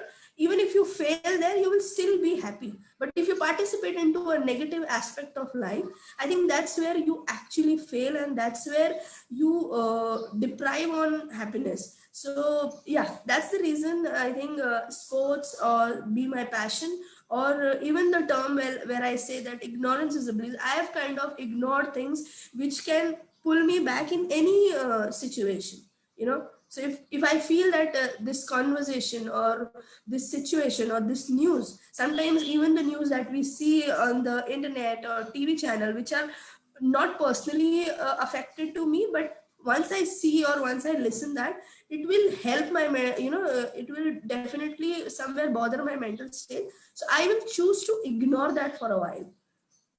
So I think that's how I conquer every aspect of negativity and somewhere try to be happy. And it is not something that I do for a particular reason. It is my everyday's activity. I make sure that I give that time to myself. So while we say that Mumbai is the most populated city and we don't have time to do anything, I'm sure we have that 10 minutes of time to give to ourselves and talk to ourselves and make sure that we do something better and positive that will make the another day better than today's. Yeah. Yep. Thank you so much. It's great. So yeah, sports is not only, and yeah, as you said, you pointed many other factors. That is also great to know, and ignorance is a bliss, as you also mentioned. So my next question is to Auntie 72. Back to you. So if I would ask you one suggestion for happiness, or what would it be for the audience today? See, audience these days very smart, and social media has made them over smart. But my message or my suggestion would be, yes, if I have a very personal tragedy and I may not be able to smile, but small tragedies, you have to accept it. As you told in my introduction, from ant to elephant, every living being has to face problems. We have to live with the problem, whether it is pandemic, whether it is financial, whether it is mental, whether it is physical, some or the other problems in daily life. So don't just cry over it. You just don't say, okay, because I have this problem, I will not eat khana. Never miss a meal, because it will add to your problems. After all, hunger is the thing that we are working for. And when I get up in the morning and I feel, oh my God has given me such a good day. So I start with a good wishes from my mother, whose photo is always opposite my wall, that I thank her along with thanking God that I have roti, kapra and makan, and I have a lovely family. What else I want? And I am honestly and truly telling everybody, I am inspired by differently able people. When I have few of them connected with me, when I see them facing the challenges, I feel that, oh my God, for my little problem, why am I cribbing? I have to face it. I don't want anybody else's shoulder to cry. I can face this problem by overcoming, by finding a solution, and I look at things very differently. I never cry for small things. अगर दूध गिर गया तो गिर गया. उसके ऊपर रोते रहना is not the solution to the problem. अगर दूध जल गया तो जल गया. I am like that. Find a solution and then live life happily and keep smiling. I feel smiling is very important. Of course, sometimes the problems are so severe and major, you cannot smile for that particular moment, but you have to overcome by yourself. Don't let others come to your rescue. Arey kya hua? Ye aapke destiny mein tha. I am well educated and I'm very strong at 77. Let me tell everybody, 2 days back I completed 76 years of my glorious journey. I have entered 77, and that is double James Bond. I have entered double James Bond age-wise, and I'm still very strong. I would not cry. I would find a solution to my problem. Ups and downs is like Sensex. Every day, every minute, it keeps ups and downs. So we have to accept it. So my message to everybody, mostly senior citizen, at least give some time on weekends. Even if you're looking after grandchildren, give some time over the weekends, once a month, twice a month, and bring the awareness of juniors who are doing so much for not only Mumbai.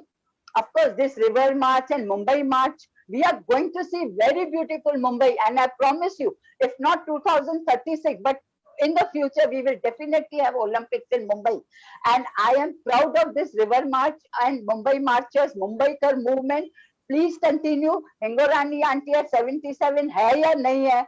There will be so many others to join you and bring happiness to Mumbai. And education and mental health and physical health is very important. So giving something back to the society will be possible only if you are giving time to the society. We have given senior citizens have given so much time to the family. At my age, my children are well settled. So I have time to go out and meet new people and learn new things and give it back to the society. I may be a tiny drop, but every drop is important for the big ocean. So thank you, Avinash, for giving me a chance.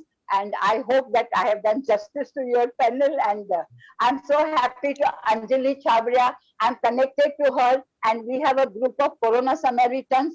She is the very active member, doctor. And it's a group of doctors. But they are doing so much for the even doctors who are fallen COVID patients. We go all out to be there as a family for them. So it gives me the inner satisfaction, and that inner satisfaction has kept my BP, sugar, cholesterol, thyroid, everything in order. I don't suffer from anything. I feel blessed that I have lived my life very, very nicely. Thanks to people like Anjali, Gudia, Disha, who has inspired me so much. And thanks Avinash and River March, Gopal Zaveri, your daddy Mahesh Thawani, Colonel Apna Uni sir. When I see all of you, I feel, oh my God, मैं तो इनके सामने कुछ भी नहीं हूँ. So I try to give my best. And all senior citizens, come out of your house. You have looked after your family enough. Give something to the juniors to shine your future. Thank you, Avinash. Thank you so much. Thank you. Thank you. I'll take a few words at the end. So now my next question is to Guria. So as I see, you love being with nature, and mental health awareness is also is close to your heart, and you're learning. So what would be your suggestion to the youth? Just a sec. Yeah. Sorry. Yes. I would really request the government, the Educational Institute, just the way they have maths, physics, bio as a subject, to have yoga and life skills as a subject. Like Dr. Anjali said, we need to be rewarded for happiness. We need to be taught how to be happy. Just the way we are taught to learn maths, we need to learn a life skill about it. We need a toolbox. We need a life skill box, that when a difficulty, when challenges come, how do you be resilient? Today, my 7-year-old doesn't know to be resilient because he wasn't taught to be resilient. So when he is facing that, he is going to be down. It's going to be a challenge for him. But if just the way a subject in school is taught, a life skill needs to be taught to us. Yoga is obviously something which helps in meditating, in physical health, in fitnesses, fighting your physical illnesses, breathing. The worldwide knows during COVID, we all were asked, breathe, breathe, breathe. So I think we all know the miracle, the survival, the existence is breathing. If we are taught yoga as a subject from very early age of time, we will be able to do much better in life. Nature is everywhere. When you walk around, just be observant. I mean, if you will look at a leaf, you will see how unique it is. It's just, the more you will get closer to it, it's like when you're with a little child, you love the smell of children. It's because it's just so innocent, it's so divine. I think nothing can get closer to the universe or divine than being with nature. It's very, very satisfying. And I would say, for us to be happy, we all in this world, the richest, the poorest, the artist, the musician, the best chef, we all need to be valued. The key is every human being is fighting to be valued. If we actually start valuing our friends, family, valuing our own self, validating our own self, we will be a better world. Okay, great, great. Thank you so much for that. Yes, yes. So great. So your nature, and yeah, definitely, I would agree. A subject in the school would be very important. I guess if, as you mentioned earlier, also, if you know in these Olympics, the gymnastics girl from US, she backed out due to mental health and then came back also, but she knew it was not the correct time. And where I seen with not many other countries, they would take such calls. So yeah, it's great. Really brave of her to really make an announcement about it. Yes, otherwise we would, otherwise in India and all, we wouldn't make, or any other country, we would not hear such announcements. We would feel shy or feel ashamed. True. Yes, yes. Okay, so thank you. My next question is to Dr. Anjali.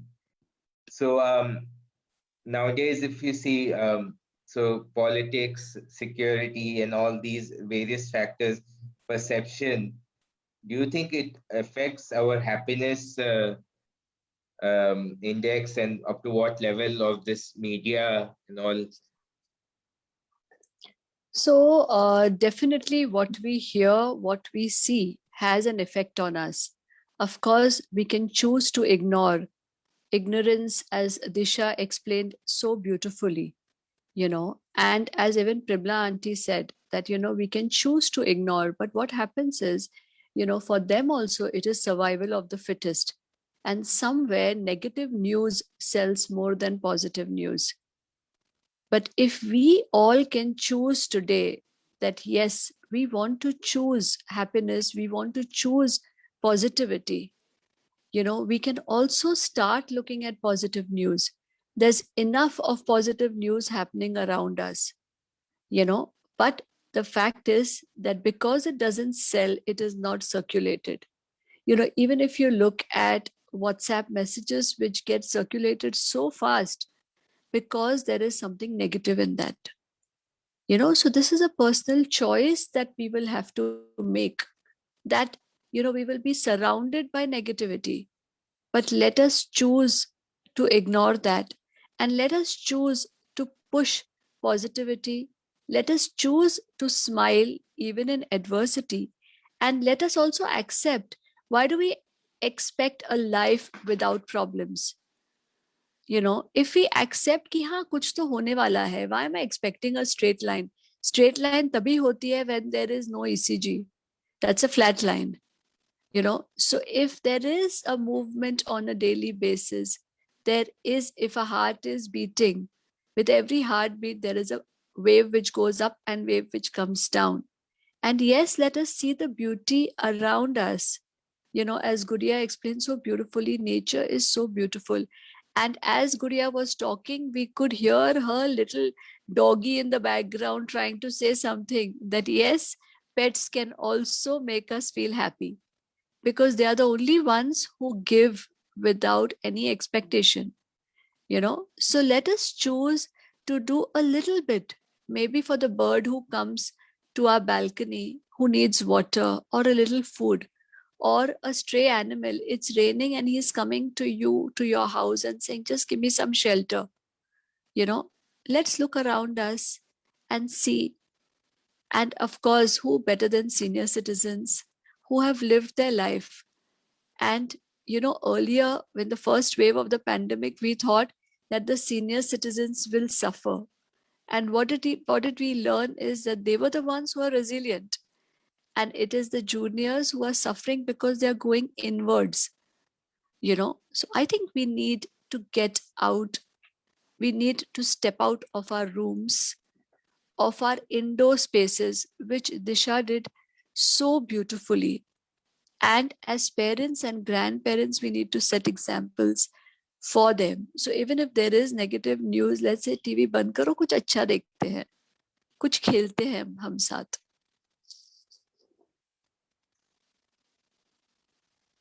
Yes, yes, yes. We should stop all the negative news and try to ignore it and watch positive news as much as possible.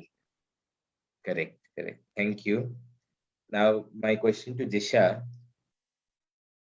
So, as I was watching the Olympics a few weeks ago, and as you know, our Mumbai March logo also, we are marching towards the Olympics in Mumbai. That is our hope. Now, what is your say about having sports in Mumbai, the capital, financial capital, and hosting it? What is, yes, you have been in this sports some time, and you also would like to have it in your home city. You can unmute yourself. Sorry.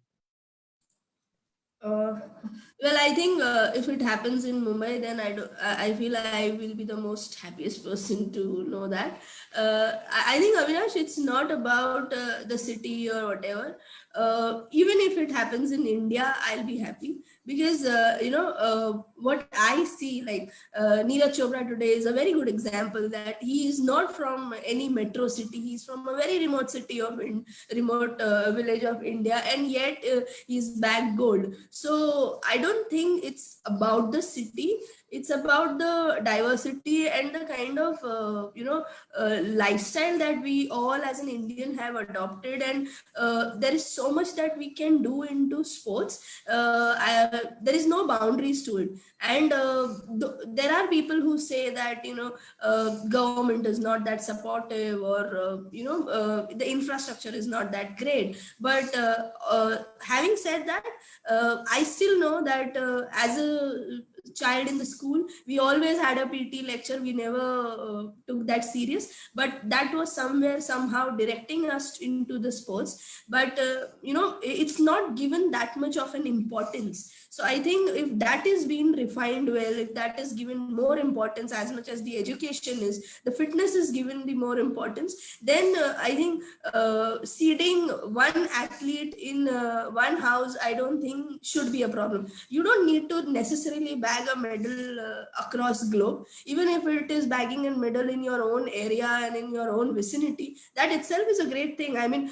look at Primalaji. She's an icon. I mean, I'm sure if people don't know her across the globe, now that I know her, that itself is so motivating and inspiring. And it's not only about bagging medals, it's also about taking care of health. So yes, coming back to if it happens in Mumbai, it's great because Mumbai has the kind of infrastructure, Mumbai has the kind of adaptability and the kind of provision that we can give to n number of athletes and encourage those stuff. But it will first start if it happens into our education system, though. So if it is seeded in the education system, if it is seeded into our children, nowadays I feel that technology has been so evolved and advanced that kids are more into the mobile phone, less outdoor. So if you push them to go outdoor, if you tell them how important it is by playing outside, it's not only about the fitness, it's also about the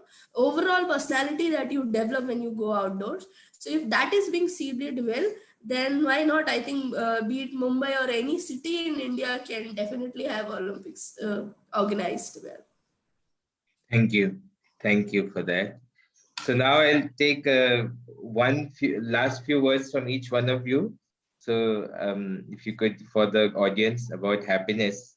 So you could start with Auntie and then with thereon. Last few words to close the session. Yes. Always be happy should be the motto of your life at every age. And you will be happy if you're physically and mentally strong. And you will be mentally strong if you're physically strong. And the Dr. Anjali Chhabria is there to take care of us. So thank you, Dr. G. We are strong because of more doctors like you. The group that I'm attached to, Corona Samaritans, has made me more stronger. And I feel from 77, I don't know how long, but I'll try to be happy. And thanks to everyone. And I have only one thing to say, that main rahu na rahu, Mumbai will be definitely a beautiful city.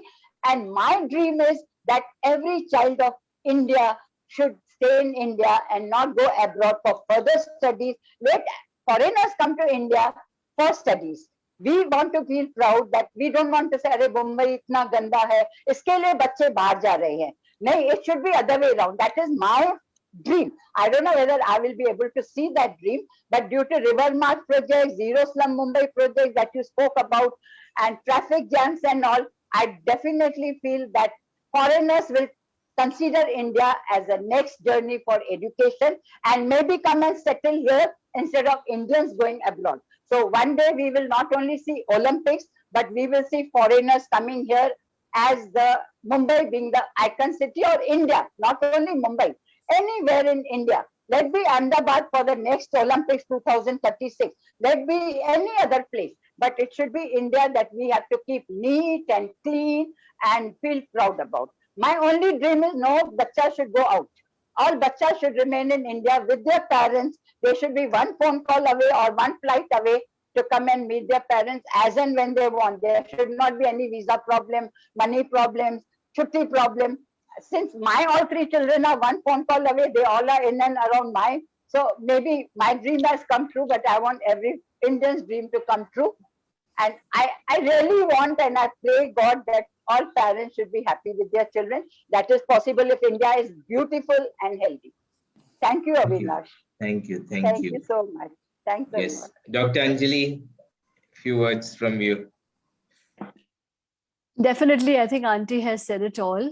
But of course, I think we need to understand that there can be mental health problems. And the faster we realize them, we need to remove the stigma around. And we need to not feel shy to take help. Just as you would go to an orthopedic person if you had a fracture of your leg. Today, if for some reason you're not feeling good and you're feeling low, you're feeling down, whether it's a child or an adult or a housewife, okay, it is important that we say that, yes, I need to fix it. And let's remember that wo ek purana thought tha ki mad people visit psychiatrists. Today, it is smart people who visit psychiatrists because they know that if you take help at the right time, you can get the control, the remote control of your life back into your hands. So let's not hesitate and let's take our happiness index into our hands. Thank you. Thank you for calling me here. Thank you. Thank you for joining. Thank you. Yes, Guriya ji, few words.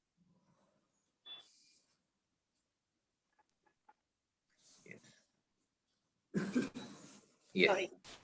As a Dr. Anjali said my mind out very loudly, that please seek help.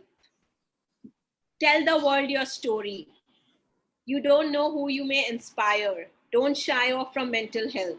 Don't shy off from your dreams.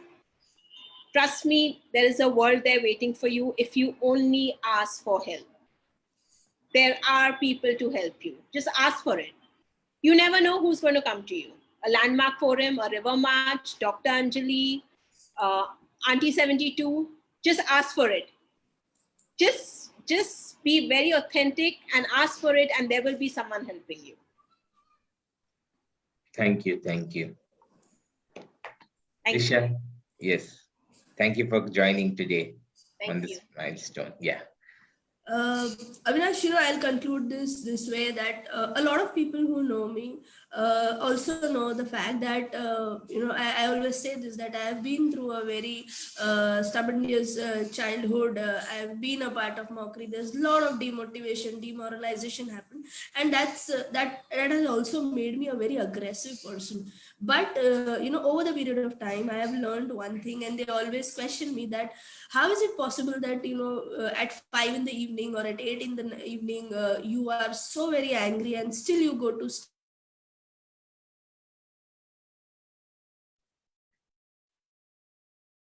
Yes, I guess. Hello? Yes, you're back. Am I audible? Yes, yes.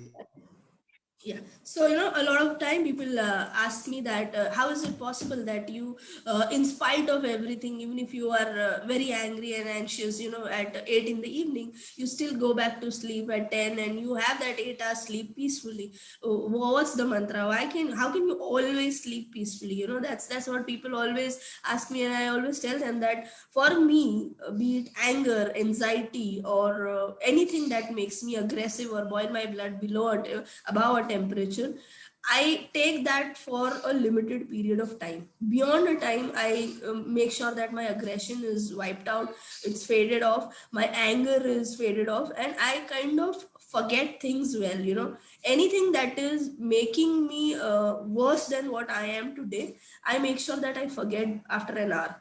So that's, I think that's each one of us should do. Sometimes I always practice this, that if you are very angry for certain things and you want to outrage that to somebody, even for a hour or so, if you ignore that and if you just avoid talking to that person, if you just avoid doing that thing that will make that will make you angry, I think after an hour the effects and the entire aggression that you have has been diluted to even zero sometimes.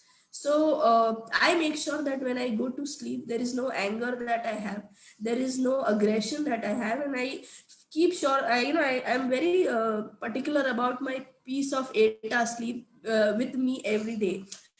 So I think that is where I am extremely positive, courageous, and at the same time I look forward to every day morning a better life, because I know that whatever happened last night was last night and it cannot be repeated again. So that's how I think happiness is the key, only if you have a peace of mind, and that is completely in your hand. You don't need any support. I mean, if you know how to control your anger, or if you know how to control the negativity that is going to affect you, as a person, then I think it's the best way to deal things. Great, great, great. So thank you everyone for joining on this great day. Happy Independence Day to all of you once again, the 75th Independence Day. So, and thank you for spending time on a Sunday afternoon on this important discussion of happiness. And we'll stay connected, and we'll spread more awareness on this, and we'll make sure Mumbaikars not only ranking but always are smiling. So thank you. Thank you. Have a good day. Thank you. Signing off. Yeah.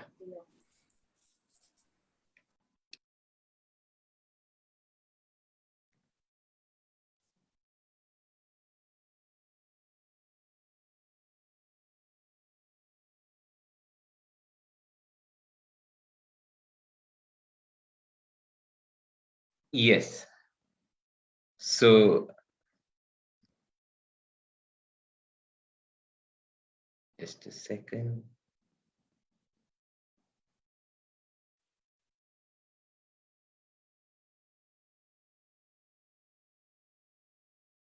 Yes, Pushparaj. So we are done here with can unmute yourself. So we had a jam-packed day, lot of things. So we started off with the newsletter launch, which will be bi-weekly.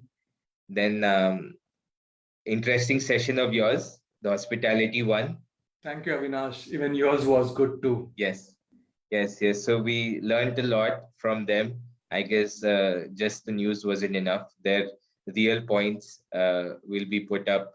We will share it in social media, and it will be helpful for them. And hopefully, they will industry gets back to normal and things get better. Yes, hoping for the best. Yes, and once again, thanks to the panel for Happiness Index. It's actually first time been talking about such thing, though it's a very common thing. It's in every part of our life, happiness, but we don't know the value of it, I guess, still. So learned a lot from the eminent panel. So I'm grateful to them also. So now we are unfortunately, we are ending it. I thought it seemed that it'd be more and more, but I guess we have covered a lot, and the audience has enjoyed. And so, vote of thanks to the whole team. So, especially who is the team behind, so the Mumbai March team, who've we are here because of all of them here. The team since day one, and also the team behind to put this event. Pushparaj, great working with you. Shantaji, Hitendraji, Aditya, Puneet, putting stuff on the website, and Hitesh also helping us making use of the office space always, and also the leading the movement, Gopalji, was always taught that we have to keep marching till the end. We have to keep demanding, and Mumbai will become a better place. Mumbai is a good place, and it'll just get better and better with the economical, social values and the infrastructure. So, and thank you all for joining on Sunday, and we will be back soon with our next event, and we'll keep you updated. Thank you, Avinash. Thank you.